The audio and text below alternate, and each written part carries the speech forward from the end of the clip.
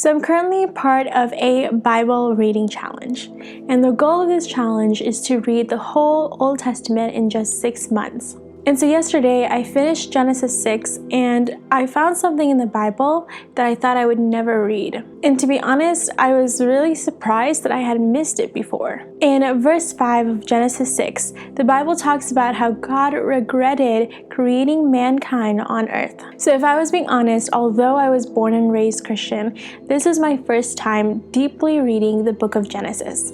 And so I was utterly surprised, but I was also confused, and so I searched for meaning. Because truthfully, I don't know about you, but to me, that verse sounds so terrible, and it even makes me feel terrified of God. And during my search, I just had flashbacks of the past couple of weeks where I just had regretted making certain choices, and how I had done a whole reverse time lapse in my head. Have you done that before?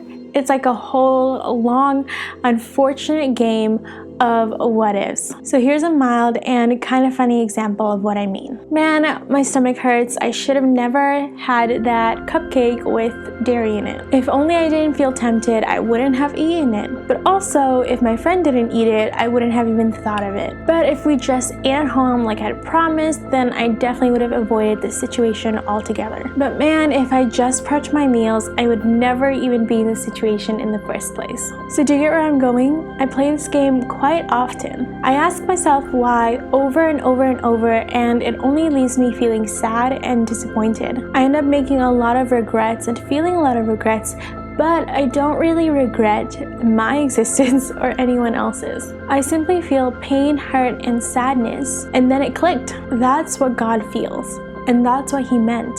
There's no way a loving creator would ever regret his sons and daughters. In the Enduring Word Bible commentary, it says that God is not unfeeling in the face of human sin and rebellion. This means that God still has feelings, and even though He knew all things, it still affects Him. Just like how I knew, going back to the dairy-filled cupcake analogy, that it had dairy and my stomach would hate it, I knew, and I still chose to eat it otherwise. I knew what I was doing, and I was fully aware of the outcome. It tasted great, and so I probably wouldn't change my decision, but it still affected me. This may not be the best analogy, but if you've read that verse and had thought, man, God has betrayed me, don't.